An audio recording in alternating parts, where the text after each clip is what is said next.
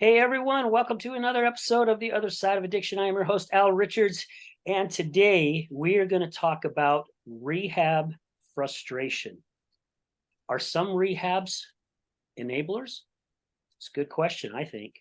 And today I have the honor and the privilege to have back on my show. She's been on it as a guest before and as a guest co host, my lovely friend, Nicole. Nicole, thank you so much for being here today. Thank you, Al, for having me. It's an honor always and a privilege to be here with you. So thank you for inviting me. Thank you. You have such a way with words, Nicole. Seriously, you just have a beautiful way of putting words out there. So yeah, I appreciate you, and I'm so blessed that you and I got to meet umpteen years ago at a Herbalife convention, right? And we've been able to bring this friendship and do some different things. And yeah, just thank you so much. You are definitely a lovely soul, a beautiful person inside and out, and it is always great to be able to sit down and have a conversation with you. Thank you. I feel the same way about you, which is why I invited you to be on the Wake Up a Giant podcast. And Yeah. so that you could share your message with the world. And I just remember how vulnerable you were during that conversation and how much it impacted so many people. And so I was like so honored to have you on that show and have you get that message out. And then shortly after, I believe this podcast happened, and it's just been such an honor to watch your journey and seeing the impact that you're making in your community with the other side of addiction, among other things that you're doing. Always inspiring seeing you at the gym, out hiking, going to the grandkids, sports, and how proud you are of your grandkids. And I know that they're a huge part of you and your story. And I'm really grateful that you're still here with us and Yes. impacting the world. Thank you so much. Thank you. Gosh, that you're warming my heart, girl. Thank you so much.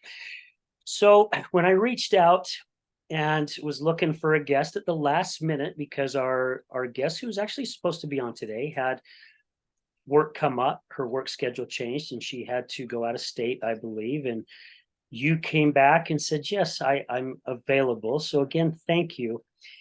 When I was reaching out to you to say, what would you like to talk about? Because I like to let my guests know when they come on, it's not really my show, right? Even though it's AR, the other side of addiction, it's just the platform. The show is really for our guests to allow them to get their voices heard. Because I think it's very important for society to hear what other people have to say and talk about. Not necessarily saying that they're right or they're wrong, it's just there's someone out there that needs to hear their message, and the right people will hear that message. The ones that definitely need to hear it, and I believe you and I are firm believers on that, right? When people are looking for something, there's yeah, anything could give you your answers. You reached out and was talking about a food addiction that you had, and I'd love to get into that. However, first I'd like to get into the rehab frustrations. And the reason why is because I had a lot of frustrations myself when my spouse was going through rehabs, because there was a lot of things she was sharing with me that I was just scratching my head going, I don't understand why this is happening. And that's what's happening with you as well, correct? Yeah, and that I just want to say thank you for giving me a voice because I've had to heal my voice chakra to be able to face the addict in my life that's had the biggest impact in court. So I've had to go to court without an attorney, without representation, and speak for myself. And it took me going for a very long time. We're going on now over a year before my voice chakra was healed enough that I could actually speak for myself in court. So I just wanted to tell you thank you for the opportunity to speak because it is huge in healing and the transformation process for me to be able to go and be in front of a judge and court with this person and be able to articulate, because Nicole might be really good with words when she's not in fight or flight, but in that courtroom, I'm telling you, it was not an empowering experience until I healed my voice chakra. Um, and so the addict that I have had the biggest impact, I had 2 children with this person. We were never married. But he went into his first drug rehab, I believe, back in 2004. He's a multiple felon. And instead of going to jail, because he had been in jail multiple times, they put him into drug rehab. And that first time when he was in drug rehab, I was very much a part of it. Going to AA meetings, as you said, I do. I'm recovering from anorexia. So I found a lot of healing and hope in going to the AA, CA, NA meetings. I thought it was some of the most spiritual, beautiful people that I was ever like, that I've ever had the privilege to be around, right? But he's in this drug rehab center, and I have 2 small children. My daughter was probably about a year old, and my son, and I like brought them with me because this is a family thing. We're doing this together. And we would go to the group therapy, the family therapy. He had like people there that were actually supporting him, friendships, sponsors. Like we felt like we had a community there, at least I did. And you know, he relapsed during our time together over that 8 years. And I believe he only went to rehab that one time. And that's because when I was with him, I think that people were not as willing to file charges against him when he would steal things like pain pills from them, or they were trying to think about my children and myself and the impact that would have if he was to go to jail, right? Knowing what I know now, with as many felonies as he has and as many charges, it's like he hasn't spent a lot of time in jail. So I don't know. It's like the warm sense of what people have of the judicial system based on like what is reality. Yeah. And so after him and I split up, he went into drug rehab again in 2007. And then, sorry, I have to look at my phone because it Oh, was that's like, okay. It's okay. so it was like Well, 3 years 2004. later. Yeah, Uh-huh. so no, he went 2004, and then he was back in drug rehab 2008. And I asked him to leave 2007, December of 2007. And then 2008, he's in drug rehab again. And then 2 years later, he's back in drug rehab again, where he meets his wife, his now ex-wife. And then 4 years later, he's back in another rehab facility. And then 2 years later, he's back in another rehab facility. And then a year later, he's back in so 2004, 2008, 2010, 2014, 2016, 2017, 2022, 2023. That's 8 rehab centers. And he's been to one of them 2 times, the same center. And so after 8 times of him going, and some of these are very prestigious, well-known rehab centers, where like celebrities go. So it's not like these are like the first one that he went to that was like the drug program out of Davis County for, criminals. This is like one that a celebrity would go to. And so one of the rehab centers, because he's had so many criminal charges, went in 2016 is when I went to get full custody of my children. He took my children and refused to bring them back to me until I found out that he had stolen my sister-in-law at the time. Well, she's still my sister-in-law, but he had gone into her work. She had left her child with him to go to Mexico for a wedding. He had snuck into her job to steal Adderall out of her desk, and her boss found him hiding underneath her desk. And so he got charged for that. And this rehab center went there, and everyone else that day that the judge had seen had gone to prison, right? Because he has like 6 felonies, and they spoke for him so that he could go to their rehab facility, the same one he's in now. And he's also going through court stuff with me now. He got another charge for possession of a firearm by a felon, which is, you can't do that. And so now that he goes back to drug rehab, and I'm dealing with the court, and they actually brought him into court the last time we went. So it's like he uses court like getting in trouble with the law to get out of paying child support. And then he uses going to drug rehab. This is the second time since our court battle that he has gone to drug rehab. So he's using it as a way to get out of his responsibilities of paying child support for my children and the 3 children he had with his ex-wife. So for me, it's like after 8 times, and these rehab centers are enabling him to not be held accountable, not be held responsible.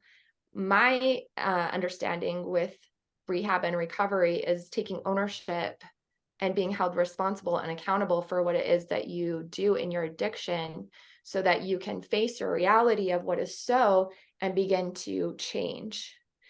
So I question, do these rehab centers get money when the judge says you're not going to jail, you're going to this rehab center? And so at that point, do rehab centers feel like they have that their intention is to go to court to help him get out of going to jail, to go to their center to get money from the state, and then it's a revolving door? Yeah. As he's going to go commit more crimes. Like, this has been a pattern. He's 43. This has been a pattern since I've known him, since he was 19 years old, since he was a teenager. What are we doing? And it's really frustrating for me because I have so many people that I love in recovery. I have so many people that I know are dedicated to serving their community, to impacting lives, that want to see families healed, that want to see people healed. But I have been super frustrated because I'm like, you guys, you're not helping, you're enabling. You took my spot of the enabler. Like, I left and then you guys hopped in of like, let's enable him. Right. So I've Yeah. come from my own journey where I can see that. But at the same time, like, I don't know what your experience has been with drug or alcohol rehab centers. If this is something that's common, if my situation is just unique. I don't think it is unique, in all honesty, Nicole. And that's what I love about doing the show, because our show is raw, right? It has been since day one. Everyone, in my eyes, everyone's opinion matters. And there may be some people out there who listen to these shows and go, I disagree. And that's okay, right? It's how they see it. We're not here to change anyone's minds. It's just we're voicing our opinion on how we feel. We on the other side of addiction, we are very big supporters of certain rehabs here in our state that we believe are there for the individuals, right? Not the money. My wife went through 8 rehabs as well. And a lot of our guests have gone through, I've had some guests that said they can't even count how many rehabs that they went to because they went through so many. Somebody that I've had on the show who also talks about other rehabs, and also with the insurance, that we don't keep people in there long enough. A 30-day, a 60-day, even a 90-day, even a 6-month is still not long enough for someone to really start getting it. They also get to where I know probably after the first 3 or so, my wife knew how to fly right through the system, right? Because she knew exactly what they were going to ask her. She knew exactly what to say, and she learned how to just skate her way all the way through it. Mm-hmm. However, there were also some who, again, I will not mention either, that she went to that I was very, very disappointed in. And it really started opening my eyes, also making me realize that we have a broken system. The whole system is broken. Mm-hmm. I don't believe we should allow our loved ones to be in the hands of insurance companies. Why do they get to determine on how long someone stays in recovery?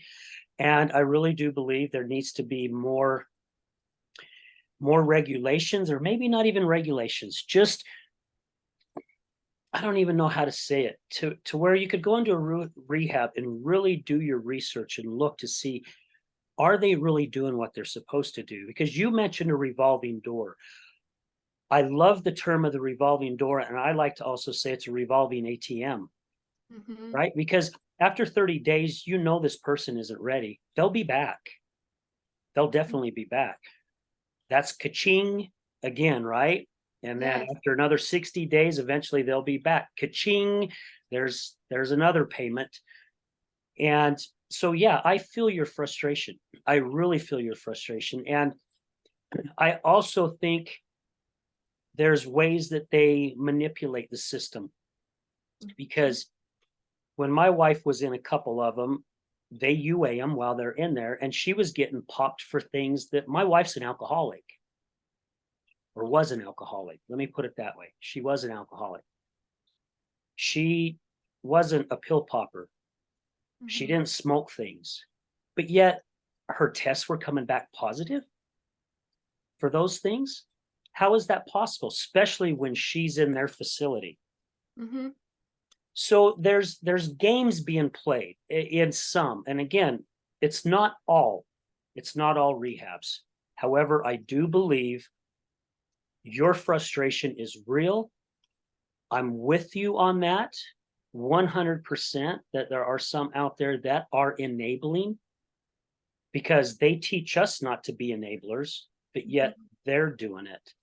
Because accountability, you nailed it, Nicole. Accountability is the number one. That's why I like places like the Other Side Academy, Red Barn, right? Because they hold you accountable. They hold you accountable for everything that's help that that you're doing, and it helps them heal from within, because that's where we all need to start. It's not the outside, it's the inside.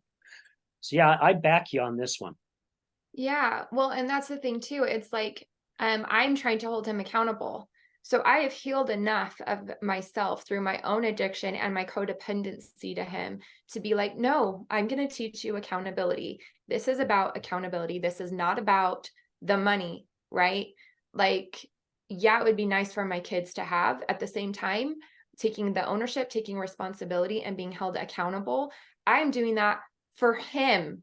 I'm doing that for him because he cannot change until he acknowledges and takes ownership and responsibility and is held accountable for the things that he has done in his life.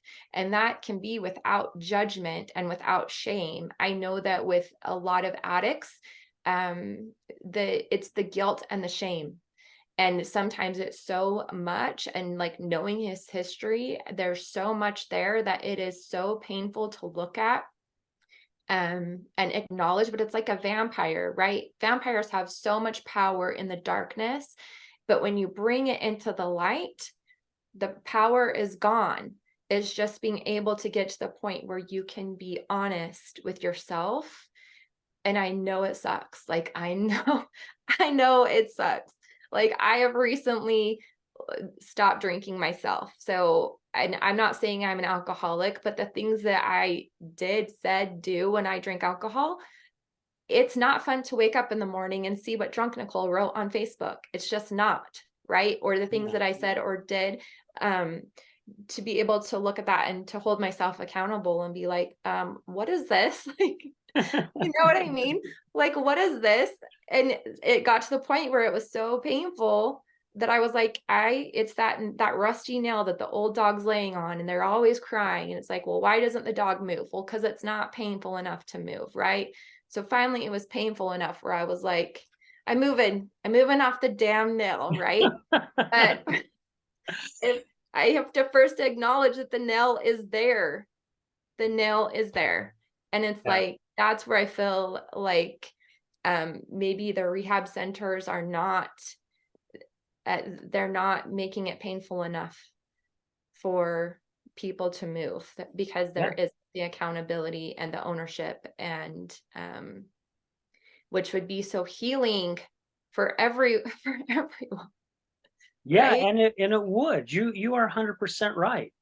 It's I never thought of it this way until my good friend Dave DeRocher mentioned this.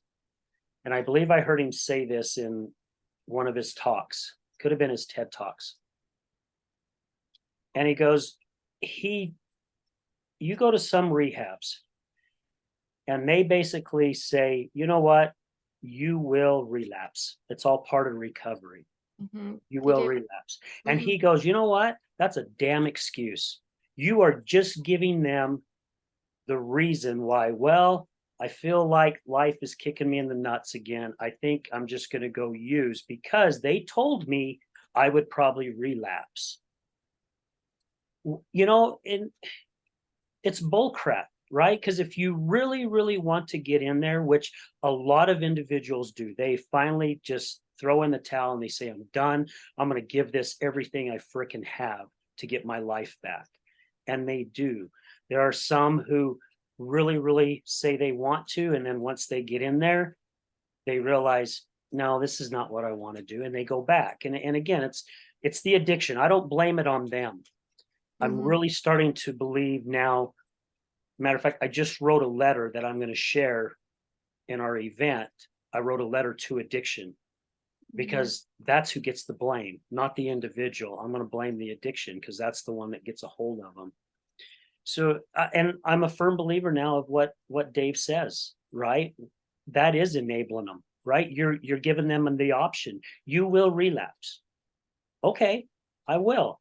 So it doesn't matter if I go 6 months or a year or 2.5 years. I'm going to relapse because they told me I would. And I'm going to be okay with it because they told me it was going to happen. Again, that's enabling. Yes. I love that so much. I Hmm. really do. And it's crazy because I want to say I was on the phone with one of his sponsors one time and they were like, this is like this happens, relapses happen, right? Try to talk me down from the panic, right? Look at me being codependent talking to Yeah. one of his sponsors back in the day. My good friend Mark, rest his soul, rest in peace wherever he is. I still think of things that he shared with me. Just a beautiful, beautiful human. Um, but also, I feel like that was one of the things that maybe supported me with my children, with trying to explain it to my children, because the impact that it has had on my children is just devastating. And being able to tell them, like, you know what, like this happens, it's just part of him getting better, right? And I feel like I tried to reassure them that he was going to get better. But I can't say that. And I remember sitting at the first rehab center just asking, like, what are the percentages of him getting better? And they were like, we're not going to do that. And then looking at it myself and being like, oh, that's why. Like, it's not Yeah. a very high percentage, right? But I feel like that was maybe a comforting thing to be able to tell my children. Um, yeah. And then watching them like not have the belief in me anymore that he's gonna get better, that they were just like, Mom, you lied. You know what I mean? And having to take ownership and accountability for that with them. Um, it's really hard what addiction does to the people that you love and then the impact it has on the people who love the addict. Yeah. And Nicole, I don't know if this makes you feel any better. And I understand how the kids are having a hard time with it. You didn't lie to them, right? Because that's what you believed. And you wanted to believe it, right? That's how much you cared. You did everything that you could. I fought like hell, right? I mean, I fought like hell. And we spoke a little bit before we came on air. I'm finally thrown in the white towel because I'm done fighting. It's hard for the both of us. I still care about this individual so, so much. However, all we want is the best for him, and we do our best to help him. And it takes so long for us to realize it's not our journey. There's nothing we can do. Now, we can be there to put our arms around him and say, I love you. I care about you. And yes, we want them to get well. And yes, we even tell ourselves, you will get better. You will get better. And we tell ourselves we're going to be a part of it, right? We're going to help you. We're going to help you pull yourself out of this crap that you're in. There's not a damn thing we can do. They have to pull themselves out. So I don't look that you was a liar. You believed it. You believed it. Yeah, I still do, which is so crazy because I'm still here believing that he's going to be held accountable and that he's going to pay my children what he owes them. And my children are like, no, he's not. Like, what are you thinking? Like, you haven't realized by now, like, he's really not going to, Yeah. right? Um, and so they gave up on that a long time ago, but here I am still thinking that I can hold him accountable. I was with him a long time because my identity was like tied up in him getting better. I was never in love with him. Like I got pregnant, but I wasn't in love with this person. So it Hmm. wasn't coming from a space of love. I think I was wanting to be the person that like changed him, and he's up talking at a meeting and he's saying like, "Oh, it's because of my fiance or girlfriend or whatever that I got better." And I was like, how selfish of me. How selfish that I want him to be standing up there giving, not even to God. Like he's not even thanking God. He's like saying that it's because of me. I'm like, how selfish is that? Because who wants who doesn't want to be the hero of their own story? Who doesn't want to be the one that like I pulled myself up? Like my stories are more powerful when I save myself than when somebody comes in to rescue me. It reminds me of my good friend Nicholas Townsend Smith and his book The Giants and the Smalls. And Rit, if you haven't read the book, you have to get it. Oh But yeah, there's I've read it 3 or 4 times, if not more. yeah. So there's Remy and Rit, and Remy is the giant, and Rit is the small, and Rit is like asking for someone to save him, rescue me, and it's like, no, we're here to rescue ourselves. Like, no one's coming to save you. You have to save yourself, right? And Yeah. that's where the enabling comes in of like, I'm going to rescue you. I'm going to be like the superhero of this other person's story. But that is not an empowering story for that person. It's robbing that person of that superhero story of where they save themselves. Um, so I'm not doing that anymore. It's just like, I know you're in there. I'm holding you accountable. Like, I'm not trying to rescue you anymore. Yeah. I want you to rescue yourself. And I know that you're capable of doing this. You're trying to play it off like you're the victim and that you can't do this. I 100% believe that you can do this. So I'm going to hold you as the highest version of yourself, not the addict version, the highest version of yourself. See you as that and encourage you to step into that space so that you can be that person for yourself, not even for your kids. Like, because obviously the kids, I thought once I had my son, he was like in jail. I thought once I had my son, like he would get better. And then I thought, well, it's because he's a boy. So maybe if I have a girl. So got pregnant, had a girl, nothing changed because it didn't have anything to do with my children or me. This is it's his journey, and he gets to be the hero. He gets to rescue himself, but I'm going to treat him I'm going to treat him that way, right? Where my kids are just like, you're wasting your time, like this is just a big waste. Yeah, it's a hard situation that we're in. It's a tough one, because you said it, it's their journey, it's not ours, Mm-mm. and who am I to direct them? It's like you see some of the crosswalks with the guys and the gals with the flags, and they tell you when you can go and they point which direction, or the ones out at the airport, they're helping the pilot steer the plane in the right direction. That's one thing, because the only person that has the control behind that plane is the pilot himself, right? The other guy's just kind of directing them. We can give the people the tools and give them the love and the care. However, it's still them that has to steer it, right? So if they take their eyes off the road or their eyes off of us and they start veering off in another path, it's out of our control. There's not much that we can do about it. And it's so hard to watch, especially when you have kids, because you see what they're suffering through, right? So you're seeing the suffering of one person, and then you're seeing also the suffering of these children who you love and adore so much. And I know you love and adore your kids a ton, and you want the best for them, and like the majority parents do. And it's hard when you see that they don't have that support, on the other side. It's really tough, and it puts us in such a hard position.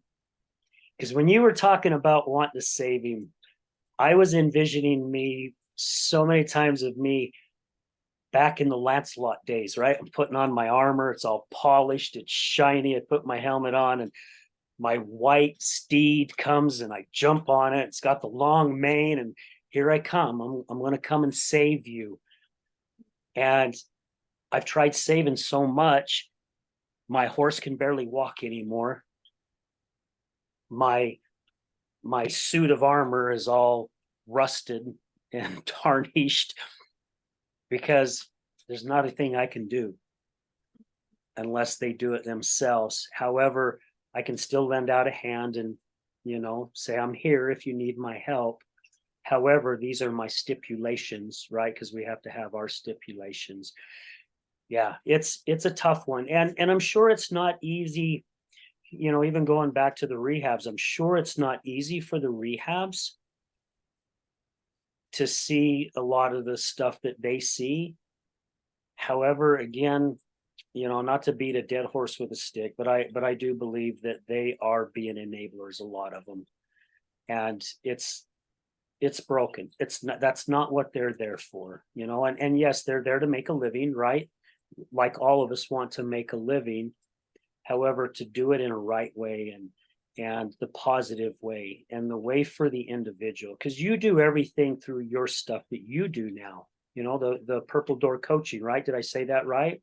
Yeah, I've rebranded. Now I'm beyond the purple door. So Beyond the Purple Door. Okay, I beyond love it. the I door. love Yeah. it. And you're there, helping other individuals. And probably most of your clients are women, but you're helping them go through or get through what you've gone through. So you've lived it, you walked it. It's like me doing my best to help someone who's on the other side, like both you and I, because we've lived it, we walked it. For me to help someone like,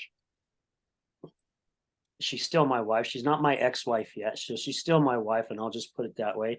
For me to help her or someone else that I know that's battling addiction, I'm the wrong person.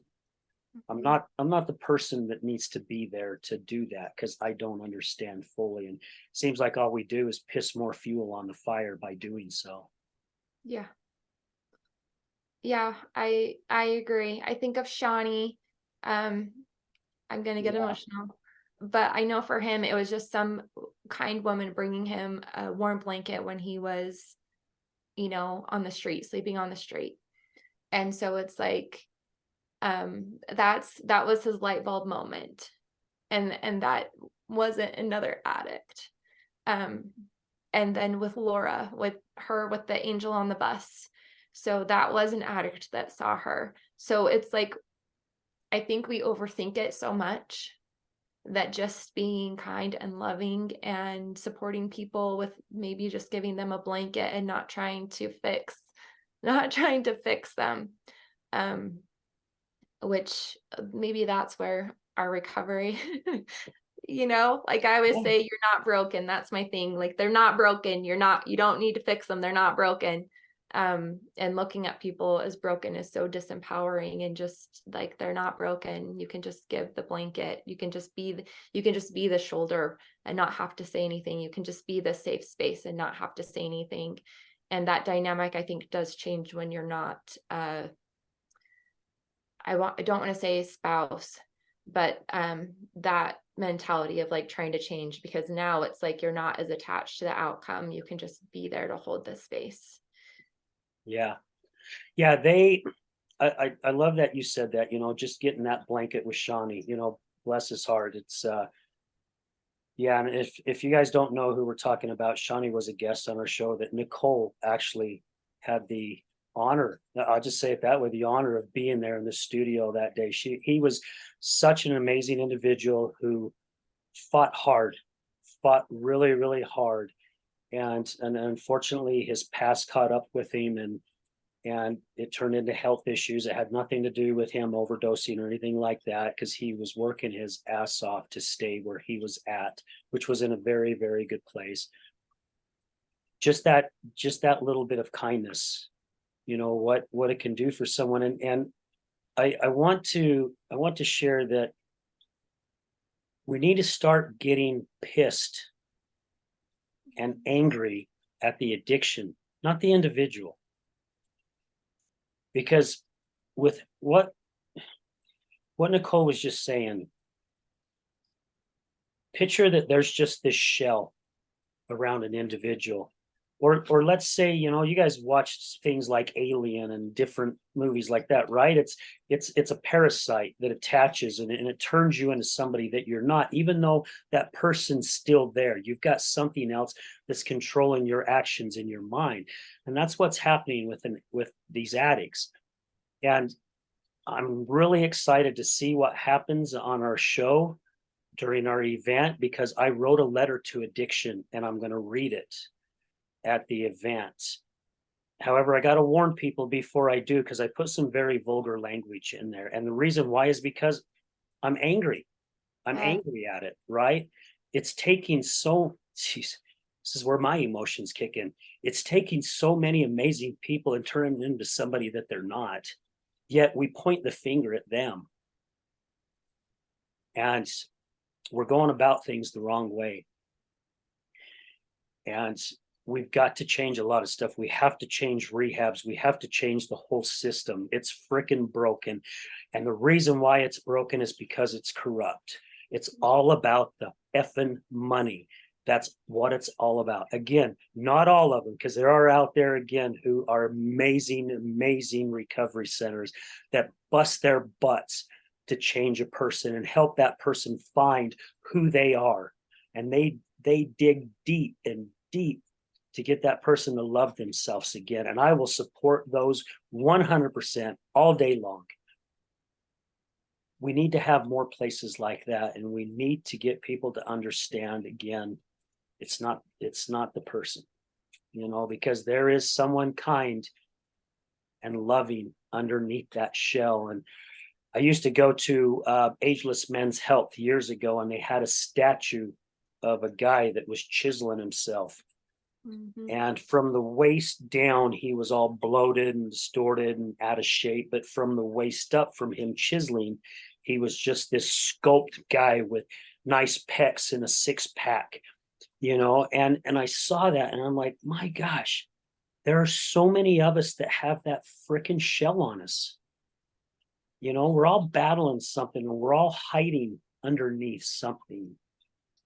And even going back to like a food addiction, right? It's hiding behind something. It's gambling, it's porn, it's drugs, it's whatever, work. There are people who are addicted to work. Why? It's because they're hiding behind something. You can't tell me that they're not. I used to be a workaholic as well. Me too. And it's because I wanted that label, right? You were talking about being selfish. Oh, look at Al. He's such a hard worker, Mhm. right? No, I had shit. There was times I didn't want to go home. All I wanted to do was freaking just work. I wanted to stay the hell out of my situation that I was going home to. So I stayed at work all the time, right? Yes. Yes. I have that's part of my gift is that I'm able to see the person inside of the shell. And sometimes it gets me into trouble, right? But I see the person inside of the shell. So I can look at that obese person, that morbidly obese person, and inside I see the sculpted, gorgeous goddess muscle, divine feminine woman inside or man, masculine man inside. Um, so that's one of the reasons why I do what I do. What I can tell you is that your body always has a positive intention for you. So your body is going to go towards whatever is going to be the fastest way to soothe you, to calm you. Not because your body doesn't know. Your body doesn't know if it's good for you, bad for you, whatever. Your body is just doing whatever it can do to soothe you, to calm you, to get you into a space where you are not in pain, and sometimes that can come out through food. So it's so important to check in and just ask yourself, what is it that I'm needing right now? Is this what am I needing to nourish right now? What needs to be nourished in me right now?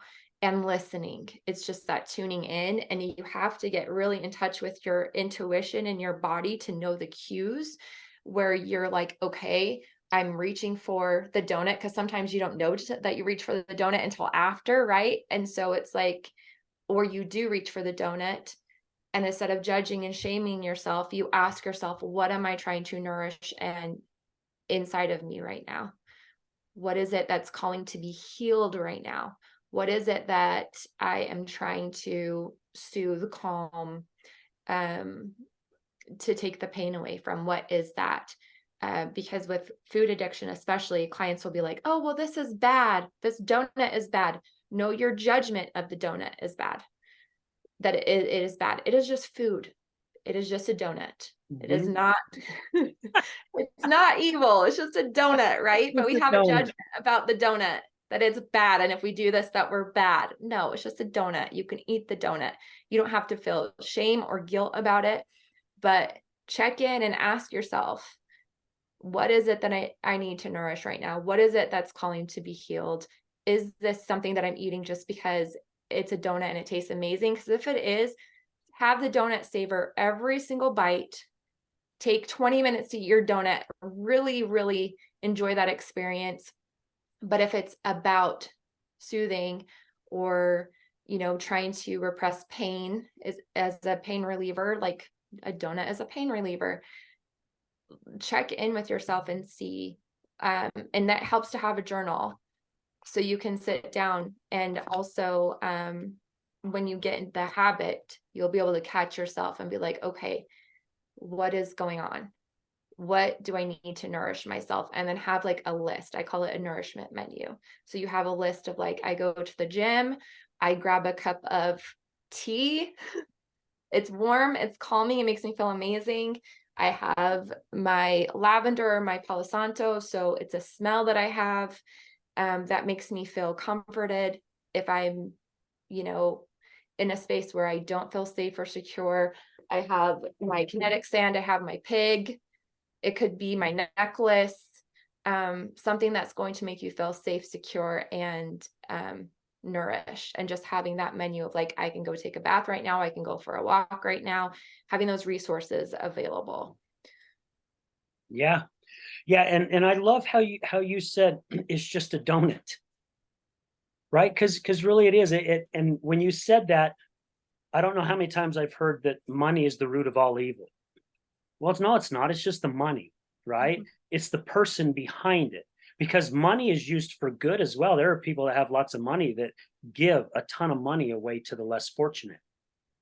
Yeah. However, there are those, Imagine if Al had millions of dollars to take this message to the entire planet, to have it, right? you have it translated in different languages, and it's shown in different countries around the world, and you're able to go and speak at events, and you have a team behind you. That is an example of how money can be super powerful and impactful for your community, and not evil. Yeah. Yeah. And same with that donut, right? It's not evil. And I love how you said just accept it, right? Because we talk about this at work all the time. Everyone that I work with is in recovery. And we get into some pretty serious conversation. I mean, we go deep into spirituality, we go deep in a lot of different topics. And I have really learned through doing this podcast and through guests that have been on the show, I've learned how just to accept things and also start learning what the lesson is behind everything. And my buddy Cap said something to me yesterday at work. He goes, Al, look at it as a message in a mirror. I went, a message in a mirror, right? So you're looking in the mirror, there's a message there. Mm. There's a lesson behind everything, right? So, like myself right now, with everything that I'm going through, I have my really good days and then I have my really bad days. Mm. Before, I'd be telling myself, nope, nope, nope, positive, positive. I'm going to think positive. I'm going to get rid of this. Now I'm like, I'm going to allow these emotions to go through whatever they need to go through. I'm going to allow it. I'm going to accept it. I'm not going to stay stuck here. I'm going to allow it to take its course. I'm going to stop, look at it, and go, what lesson is this teaching me? Right? Because I Mm. said on the show this morning, my greatest moments haven't come from my greatest moments. Mm. My greatest moments have come from my failures, my mistakes. However, you've got to take the time and look at that donut and realize, I love it. You got to have a t-shirt. It's just a donut. It's just It's a freaking just a donut. donut. I love how you put that, so yeah, there's there's a message behind everything and a lesson behind everything, and allow ourselves to go through these emotions. And there are things we can control and there's are things that we can't. And I have definitely learned that a lot in the past. Gosh, we'll be coming up on 3 years in March that this show's been going, which just blows me away. I can't believe it's been that long already. Just to let life take its course and don't try to control it. And if you make a mistake, don't beat yourself up, because we're all going to make mistakes. Yes, we are human. However, go back and learn from it, right? Like you just said, what was it that you were feeling that made you want to eat that donut? Because there was something that wanted you to eat that donut, right? And to recognize that, start recognizing your thoughts a little bit more, and it'll really help you. And Nicole nailed it. Journaling. You put this stuff down in a journal, go back a month after or 2 months after and start reading it. You're going to have some aha moments. Yeah. Well, and there's also, I call it like the little Al or the little Nicole. There is, and a lot of the time it's sabotage. So instead of sabotage, I look at it as the little Al or the little Nicole. They are scared. They are frightened. They are in fear, and they are just like, eat the donut. Like, give little Nicole the donut so she'll like calm down, right? But her job is to keep us safe. And she is saying, if you eat that donut, there's a chance that you could become obese like you were way back before I got pregnant with my first child, right? So she's like, if you eat this donut, there's a chance that you're going to go back to that. So don't eat that donut. She's telling me not to eat the donut because she's scared that it's going to get out of control, right? And so it's really important to give her that space to come sit on my lap and listen to her and wipe her hair and her snotty nose and say, okay, tell me what's going on. What's happening with you? Because she didn't get to speak when she was a little girl. She was trying to keep herself safe, so she didn't have a healed voice chakra. She was too scared to say anything. So she was trying to fix everyone else around her, make sure everyone else is happy and everyone else is okay, so that she felt safe in her environment. And by doing that, she sacrificed so much of herself. So it's like, it's important to have her come sit down when you feel like you're going to sabotage and really listen. Okay, what's going on? And you can also journal it out. But for me, it really helps to just sit in a meditation, have, little Al, little Nicole come sit on your lap and just have the meltdown and just say, you know what? I know you're scared, but we have not been that weight since we were 19 years old. Something really horrible happened to us, and we put on this fat suit to protect us.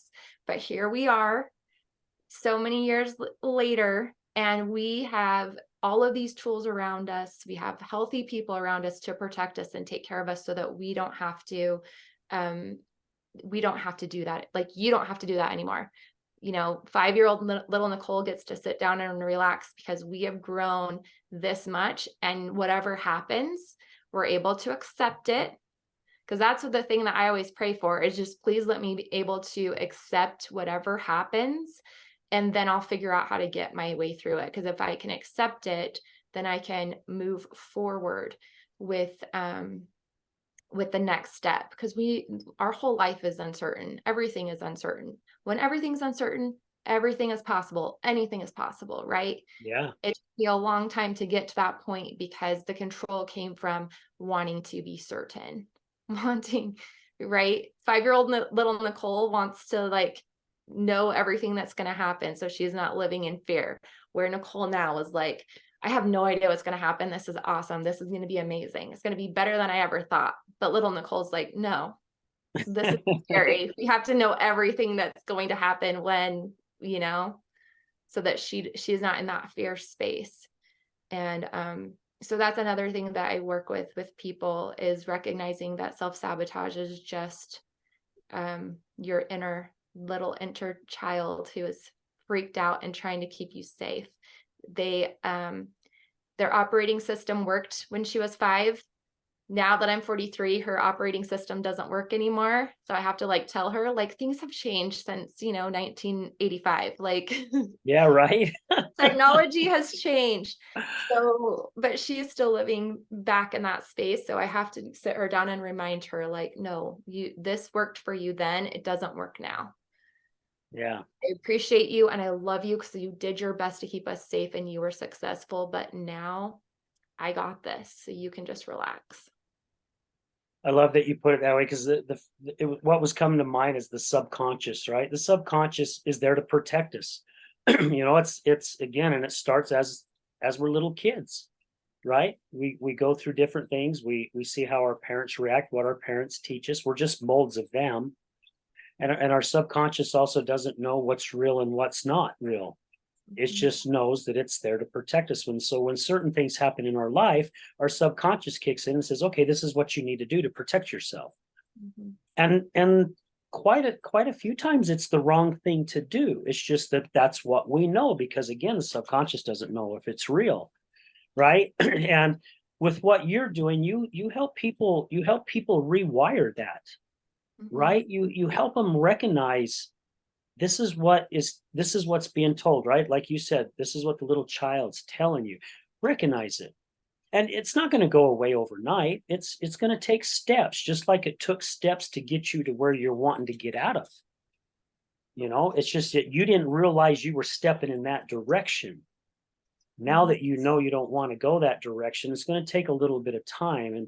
And for listeners who are just starting a new journey, or wanting to change their life, or whether it's addiction or a relationship or work, no matter what it may be, give yourself some time, give yourself that patience, because if not, you're just going to get frustrated, you're going to throw your hands up, and I don't know how many times people say it doesn't work. It doesn't work.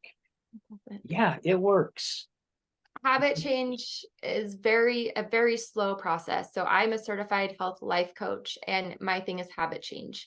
And it is a very slow process to change your habits. So we've got to do small things, small hinges swing big doors. So we've got to do small little things every day over time. If you just change the course of where you're going by 1 degree, eventually that's going to turn into a huge change, but we've got to focus on just the 1% every day. Simple. So like when I work with clients, I do simple swaps from like highly processed food to nutrient dense food. So it's like fruit snacks, you swap those out for grapes, and then you swap the grapes out for blueberries. But you're doing that over a period of time. So it's not a huge shock because people will get overwhelmed. So you want to do small little things every day, not try to change everything at once. It doesn't work. Yeah. Yeah, and you're 100% right. It does. And with us, we want, I think it's this way all the way around the world. I'm not 100% sure.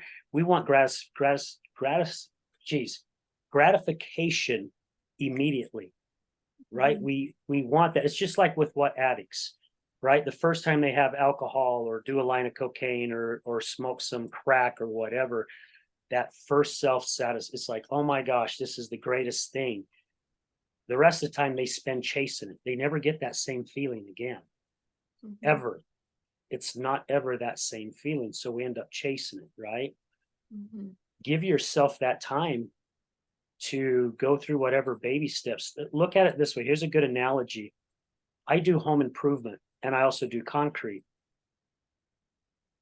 If I was to make a measurement and make it an eighth over or an eighth under, either direction, and continue to do that the rest of the way of whatever I'm building, it's not going to be straight. It's not going to be square. It's only an eighth, talking very, very tiny. But Nicole put it in the right direction. See, 1%, just 1 degree in a Mhm. long term, it grows like this. Mhm. And it seriously does grow because before you know it, you're at 50% or at 50 degrees. Your Yeah. life has changed. I mean, even think of a ship, right? Out in the ocean. Mhm. Change your direction just a degree, one hair.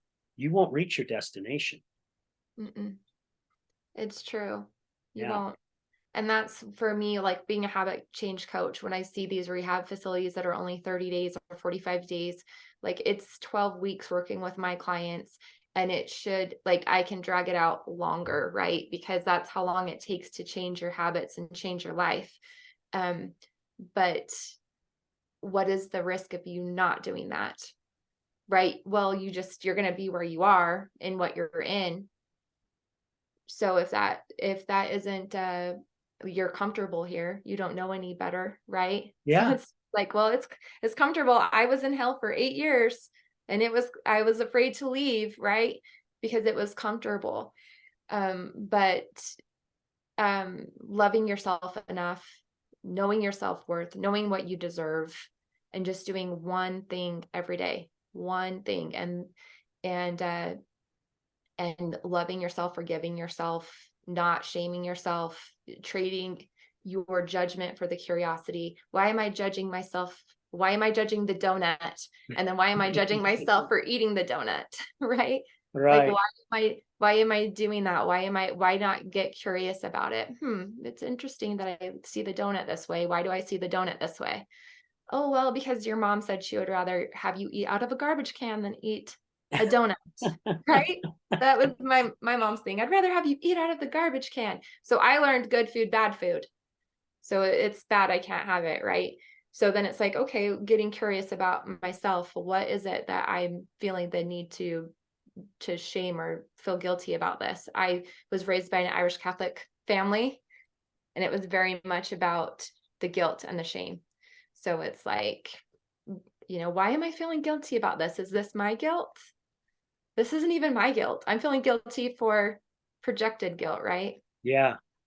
Gosh, and we do that so much to ourselves. So, so much. And something again that I just want to repeat, because you said it earlier, Nicole. So many of us are so good of lending our hand out and helping others who are going through pain or different life challenges.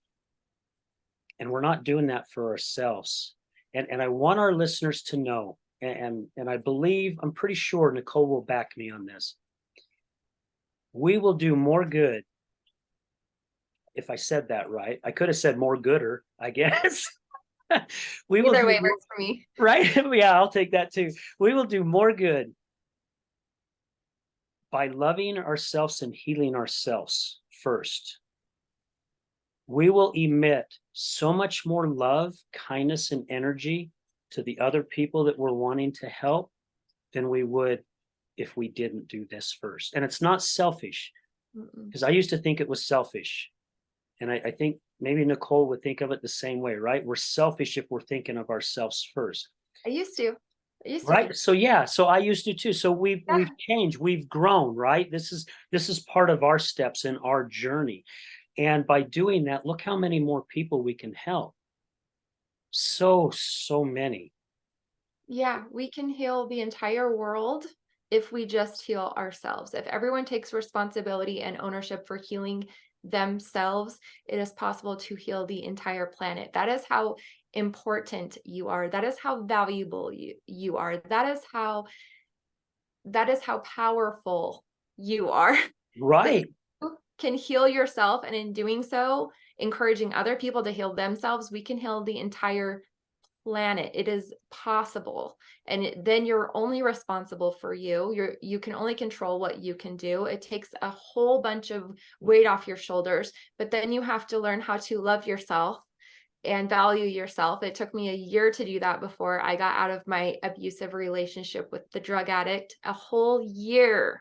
But I did it. I lost my job, my kids, my apartment. And one day I was sleeping in my car. It was like I was not going back to that because I loved myself enough to start this journey of healing. And I'm not completely healed. We don't arrive somewhere and just be like, oh, we're healed. It is Right. a long process, but you are worth it and you deserve it. Um, you are worth it and you deserve it. And if I can be here to facilitate any of that, I am here for it. I know Al is too. And I know this show is a huge part of people healing themselves. And I don't think people watching this show would be like, oh, I'm selfish for watching the other side of addiction, right? Like, no, you're adding value to yourself. And I know that when I was giving myself to everyone else, putting everyone else first, I was in the hospital. I was hospitalized 2 times for doing that. And it's like, what good am I to my children? What good am I to my husband? I thought one of these times I had a fever of 106.7. I thought I was going to die. And it's like, I have Lyme disease. I thought I was going to die then. If I die, my children, what's going to happen to them with the drug addict father? Like, I can't, but I didn't realize the value of me as a mom, like, being here, my health. I'm in the gym all the time and I get judged for it, but it's like, are they going to be taking care of me when I'm 80, 90 years old? No, my family is. Do I want this to be easier for my family, that my family's telling me, Nicole, slow down. I'm out hiking with my kids and my grandkids and they're saying, Grandma, slow down. You're going too fast. Or do I want it to be that I can't do anything for myself and my kids have to step up and take care of me? No, I'm going to be the grandma that they're going to have to tell to slow down. I'm the aunt that goes to the playground and I'm going down the slide and doing the swing and climbing on everything. And it's like, that's the aunt that my nieces deserve. And so it's not selfish at all. And I really hope that your viewers here can have maybe an aha moment about how valuable they are and how important it is, and not putting that strain on your family. I want my husband to have the wife who's healthy and happy and not running herself ragged like I used to for my kids and my family. Because hustle culture in the United States, we like take pride in the fact that we are overworked and we don't take holidays and vacations. And it's like we're like, oh, I worked 15 hours today and we're proud of it. Yeah, right. Yeah, I Yeah. used to be that way. Yeah. Yeah. Matter of fact, when I went to Bowling Green, when I was transferred there, I worked 7 days a week for a year and a half straight. Now, Saturday and Sunday, I didn't work full 12, 13, 14-hour days. I'd do maybe like a 4 hour or a 6 hour. And Sundays, I did my best to keep it like around 2 hours. It's self-care. We've got to take care of ourselves. We really, really do. I've got old injuries from all my ball days. I'm in the gym 5 days a week. I just hit 60 years young this July, and I love being this age. My body tells me a little differently on some hard work days. However, I still am grateful I get to go hike. I get to go kick the ball around with my grandkids. I'm so grateful for that. And the reason why is because I have friends who would be my age, but they're no longer with us. And I bet if you gave them the opportunity, they'd rather be right here with us right now. So love yourself, take care of yourself. And by doing that, you're going to do a lot more for other people. Mhm. Definitely. Nicole, gosh, this is gone. These hours just go by like in a blink. They do. fly by. What Two questions I like to ask at the end of every show. What message, what do you want our audience to gain from this show? And or what would be your main message to our listeners? Um, walk in love and not in fear. Have your decisions be guided by love, not fear. So love is the answer. Love for yourself, love for your family, mostly love for yourself. When you're making decisions in your life, be guided by love and not by fear. Usually if it's by fear, it's the wrong answer. Right. And it's a really simple way to check in with yourself and to be like, am I making this decision out of love or fear? Yeah.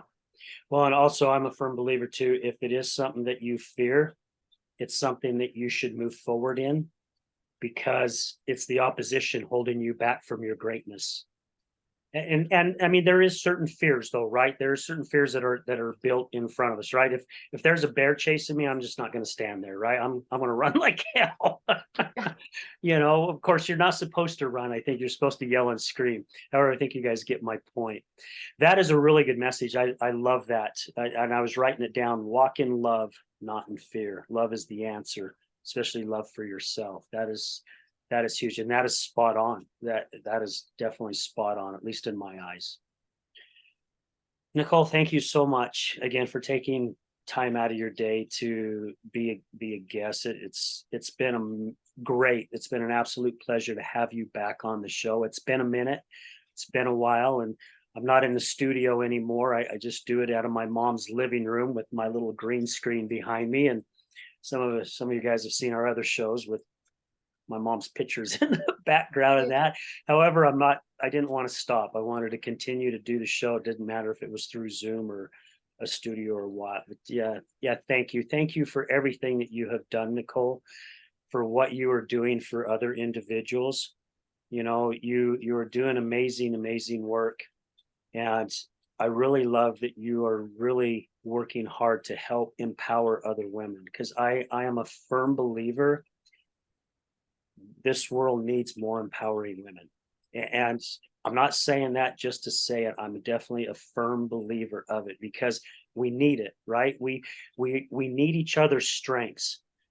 Maybe there are certain things men are more dominant than women are. Again, that's just how God put us. However, when it comes to life and love and kindness and other things, we're there. If we all help one another, this world is definitely going to be a hell of a lot better place to live. So thank you for what you do.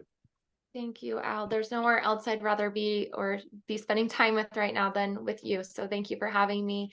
I love you. I appreciate you. Grateful for you and the impact that you're having on this demographic of people that I really am passionate about. So I appreciate you. Thank you, my dear. Well, again, thank you to all our listeners, our sponsors, all our guests. I say this at the end of every show, and I will continue to say it at the end of every show. This would not happen if it wasn't for you. You guys are the ones that are making this possible. I just have the platform. You guys are coming on. You're making amazing shows. You're giving out great information. You're helping me grow just as much as you're helping other listeners grow. So again, thank you for all your support.